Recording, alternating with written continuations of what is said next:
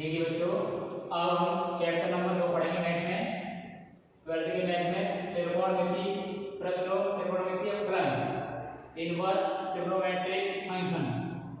अब प्रतिलोम त्रिकोणमितीय फलन क्या होते हैं, तो आपने कक्षा 11 में त्रिकोणमिति पढ़ा है कि हमारे 6 त्रिकोणमितीय अनुपात होते हैं। क्या होते हैं?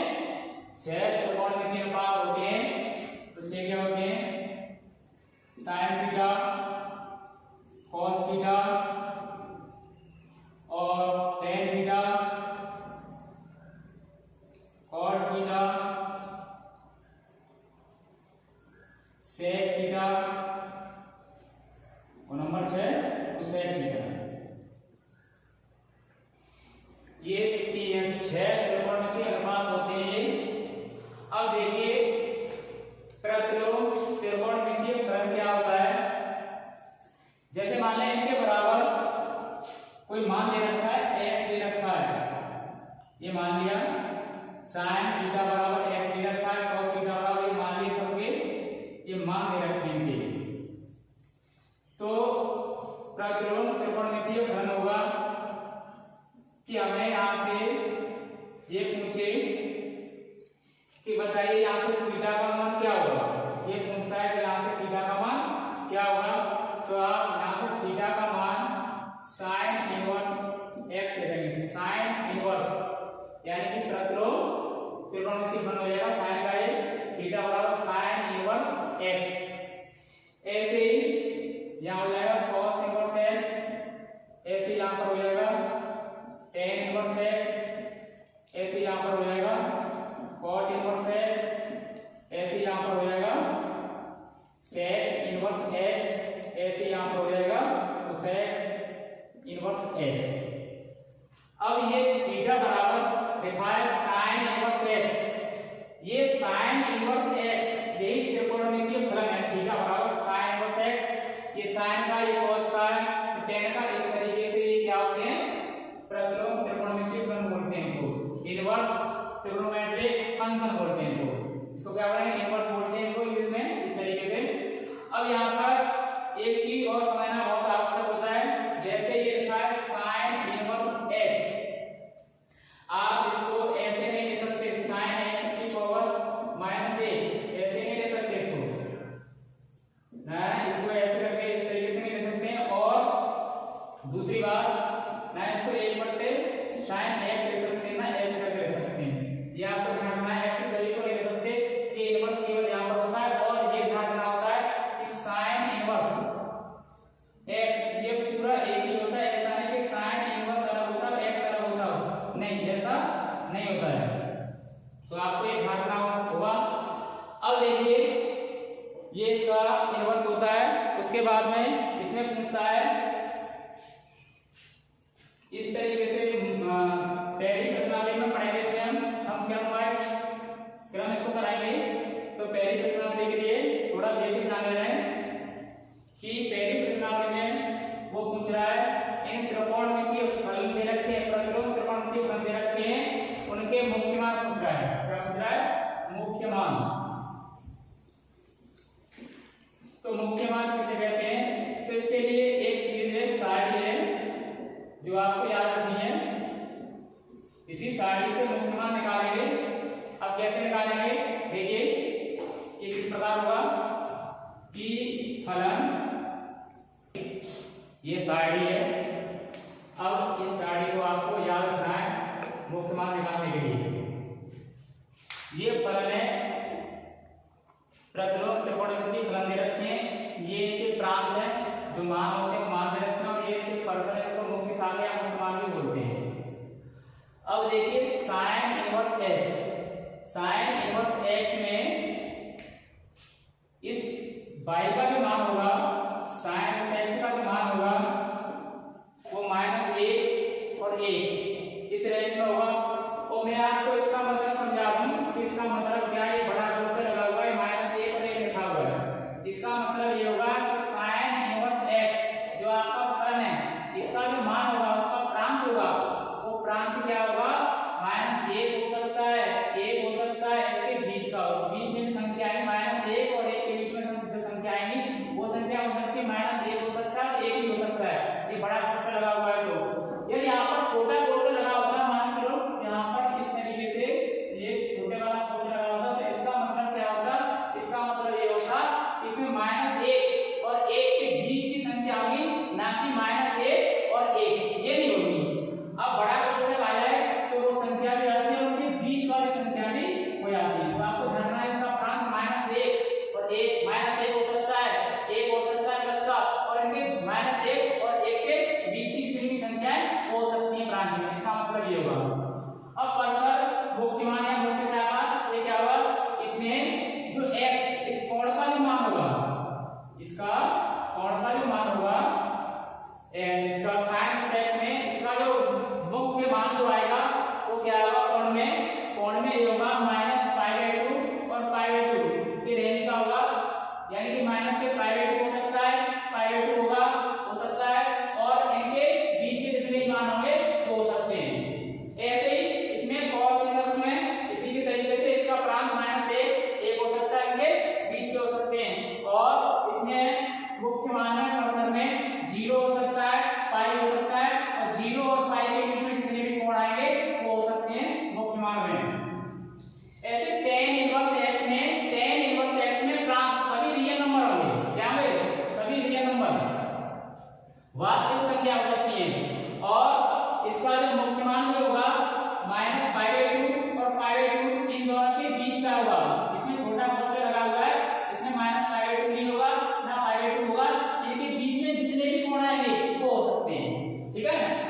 उसके बाद में cot इनवर्स x में प्रांत होगा सभी रियल नंबर होंगे, और जो मुख्य मान होंगे वो 0 और पाई के बीच के होंगे, ना कि 0 और पाई का, क्योंकि यहाँ पर छोटा क्वेश्चन लगा हुआ है।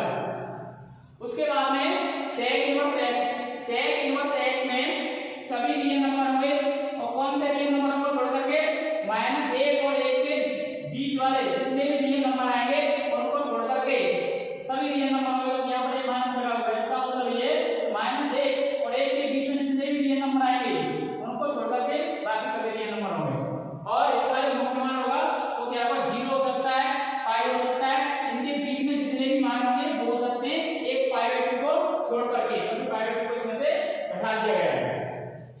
cosec इनवर्स x में सभी रियल नंबर होंगे, केवल उन रियल नंबरों को छोड़ करके जो -1 और 1 के बीच में आते हैं, ठीक है। और इसका जो मुख्य मान होगा परसर होगा -π/2 हो सकता है, π/2 हो सकता है, क्योंकि बड़ा क्वेश्चन लगा हुआ है, इनके बीच के जितने भी मान होंगे वो हो सकते हैं, इसके बीच में 0 भी आएगा, 0 नहीं हो सकता क्योंकि 0 इसमें से हटा रहा है। तो आपको जब उसका मुख्य मान निकालना है त्रिकोणमितीय अनुपातों को, तो आपको ये याद रखने पड़ेंगे, साइन के लिए इसका प्रांत क्या होता है, मुख्य मान क्या होता है, ये सब आपको याद रखने पड़ेंगे जब आप उसके मुख्य मान निकाल सकते हैं। अब किस तरीके से देखिए एग्जांपल,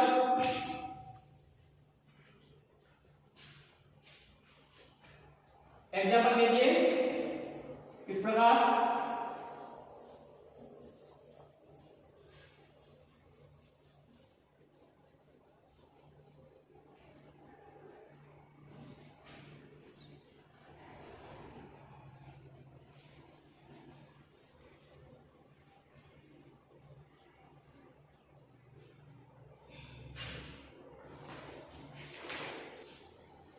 जैसे ये रखा है sin इनवर्स -1/2, इसका आपको मुख्य मान निकालना है, तो कैसे निकालेंगे। अब कक्षा 11 में आपने पढ़ा है, जो आपने त्रिकोणमितीय मानों की जो सारणी पढ़ी है वो आपको याद होनी चाहिए, और 5 से 0 से लेकर के 90 तक ज्यादा याद मत करना, उससे हो जाएगा। अब किस प्रकार देखिए, जैसे sin इनवर्स -1/2, इसमें मुख्य मान निकालेंगे, तो आप ये देखेंगे कि sin इनवर्स ये लिखा हुआ है, ये वाला जो कोण में ये -1/2 ये लिखा हुआ है, तो आपको ये देखना पड़ेगा कि ये sin -1/2 किस कोण का मान होता है। अब आप इसको कैसे देखेंगे, ये तो कई कोणों का मान होता है। आपने पिछली क्लास में पढ़े थीटा का व्यापक मान, थीटा के व्यापक मान पढ़े, तो sin का जो मान होता है वो n पाई प्लस माइनस 1 की पावर n को अल्फा के रूप का होता है, ठीक है। n का मान कुछ भी रखेंगे, आपका थीटा का मान निकल के आएगा, sin वाला निकल के आ जाएगा। बहुत सारे मान मिलते हैं,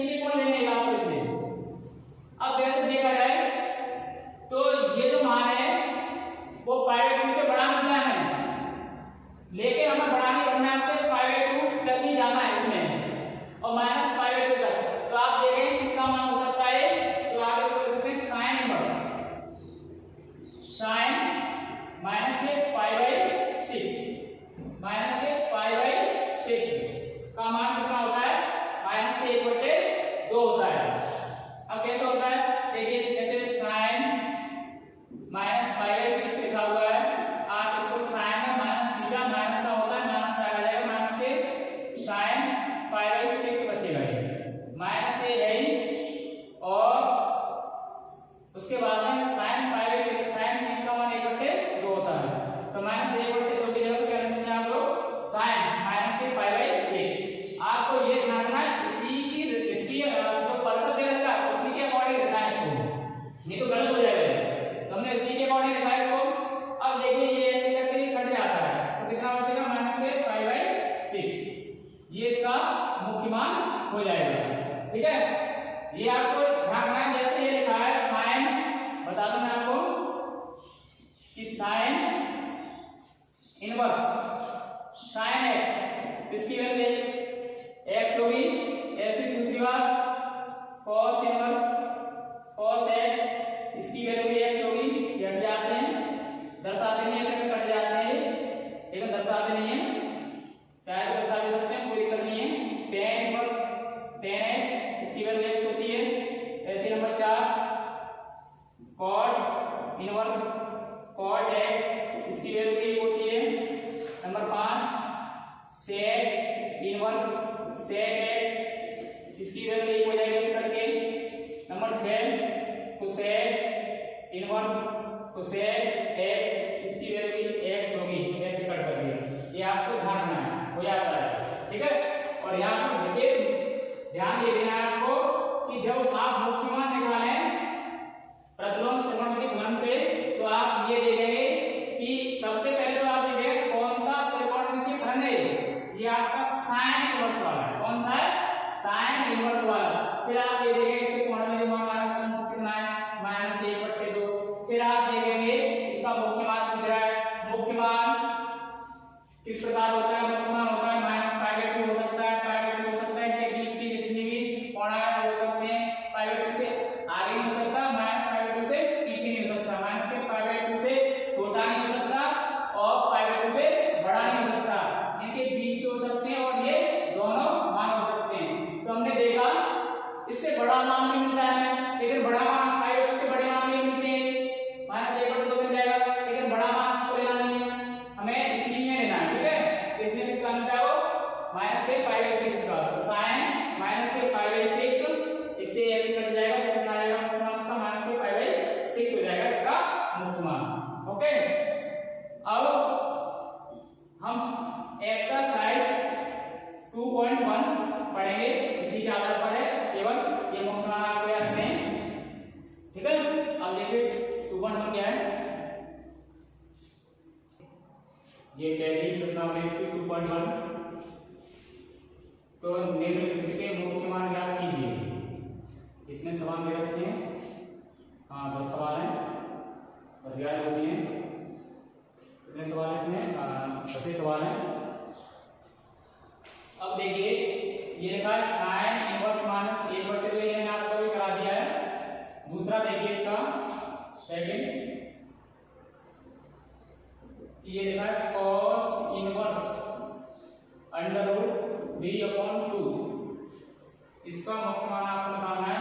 तो आप ये देखेंगे कि इसमें कौन सा प्रतिलोम त्रिकोणमितीय फलन है, cos इनवर्स। तो cos इनवर्स में देखेंगे इसके मुख्य मान की जो शाखा है वो क्या है, 0 पाई/2, 0 से पाई/2 और 0 और पाई/2। तो इसी में देखेंगे 0 और पाई, यानी कि 0 और 180 के बीच में है, इन दोनों का करना चाहिए।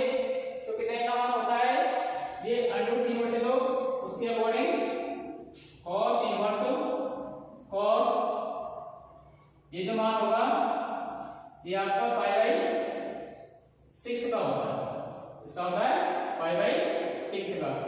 ये हट जाएगा, कितना बचेगा, पाई/6, ये इसका मुख्य मान आंसर हो जाएगा।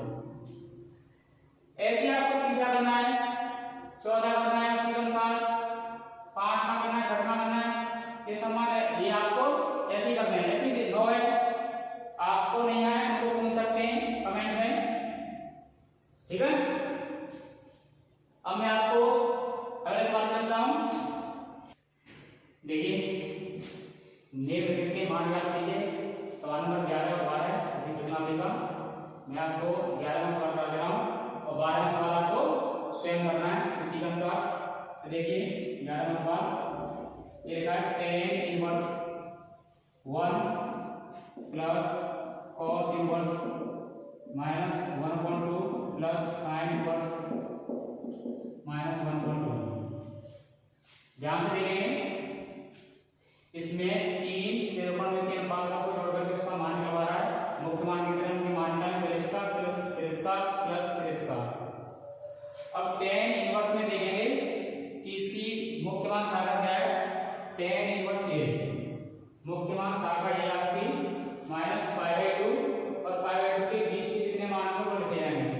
तो tan में एक कितने का मान होता है, उस रेंज में π/4 45 का, तो tan 45 लिखते हैं, π/4 रेडियन में लिखते हैं, प्लस cos इनवर्स वाले त्रिकोणमितीय फलन में देखें, प्रतिलोम त्रिकोणमितीय फलन में, तो इसके जो मुख्य मान शाखा है 0 और पाई, और 0 और पाई के बीच के मान है, तो -1/2 120 का होता है, उसी के अंतर्गत आता है। 120 को रेडियन में लिखेंगे तो ये हो जाएगा cos 2π/3 हो जाएगा। इसका मान cos 2π/3 का मान -1/2 होता है, इसके लिए लिख दिया है उसी के अकॉर्डिंग। और ये साइन में लिखेंगे इसको, तो साइन इनवर्स हो जाएगा sin -π/6। ये कैंसिल हो जाएंगे सभी, यहाँ बचेगा π/4 प्लस यहाँ 2π/3 प्लस ये माइनस बचेगा, यहाँ पर निकट जाएगा, ये माइनस हो जाएगा -π/6। उसके बाद में बेटा इसका एलसीएम लेंगे, एलसीएम इसका बाहर रह जाएगा, तो 4 ये हो जाएगा, 4 के बाद 3π और प्लस ये हो जाएगा 3 से लेंगे, 3 के बाद 4 में 8 हो जाएंगे, 8π माइनस इससे लेंगे तो 2 बार जाएगा, ये हो जाएगा -2π। अब इसको सॉल्व कर लेंगे। अब 8 और 3 11π हो जाएंगे, और 2π इसमें कम कर देंगे, तो माइनस के सॉरी प्लस के 9π बचेंगे। नीचे 12 3 से काटेंगे, 3 बार, ये 4 बार, तो ये हो जाएगा 3π/4। ये इसका आंसर हो जाएगा। इसी के अकॉर्डिंग आपको ये 12वां सवाल करना है। अब मैं नेक्स्ट सवाल करा दूंगा आपका, ठीक है। नेक्स्ट सवाल देखिए, सवाल नंबर 13 इस प्रकार है, यदि sin इनवर्स x बराबर y, तो ये इसके ऑप्शन दे रखे हैं, आपको बताना है कौन सा ऑप्शन सही होगा। अर्थात ऑप्शन में कह रहा है कि y का मान क्या है, तो sin इनवर्स जो आपका त्रिकोणमितीय फलन दे रखा है sin इनवर्स x, तो उसमें उसका मुख्य मान शाखा में देखिए, क्योंकि ये कोण में ये मुख्य मान शाखा में चले जाएंगे, मतलब ये परसर होंगे, तो उसके परसर में देखिए, तो साइन में जो उसका मुख्य मान परसर है वो लिखा है साइन इनवर्स का, ये लिखा है आपका y बराबर, तो इसका जो मुख्य मान शाखा है वो कैसी है, साइन की माइनस के π/2 से π/2, और ये दोनों की संख्या बड़ा कोष्ठक है। मैंने आपको बताया था इस बड़े कोष्ठक का मतलब क्या होता है। बड़े कोष्ठक का मतलब ये होता है कि किन दो मानों के लिए बड़ा कोष्ठक लगा हुआ है, तो वो दोनों मान भी हो सकते हैं और उनके बीच के जितने मान होंगे वो हो सकते हैं। अर्थात y का मान -π/2 होगा, -π/2 से बड़ा होगा, और π/2 होगा प्लस का, और π/2 से छोटा होगा। तो इसको हम ऐसे भी लिख सकते हैं कि जो y का जो मान होगा वो माइनस के π/2 से बड़ा होगा, π/2 के बराबर हो सकता है, लेकिन π/2 से छोटा होगा, उसके बराबर हो सकता है, क्योंकि ये भी है। अब आप देख लेंगे कि ये कौन सा ऑप्शन है तुम्हारा, तो आप इसमें देखेंगे हमारा बी ऑप्शन सही है, तो ये आपका सही हो जाएगा, ठीक है। ऐसे इनसे हम बना सकते हैं, ये और ये बात एक ही होती है, ये और ये बात एक ही होती है। सवाल नंबर 14 है वो आपका सवाल नंबर 11 और 12 की तरह ही है, आपको स्वयं करना है, कोई दिक्कत नहीं है। फिर भी कोई परेशानी आती है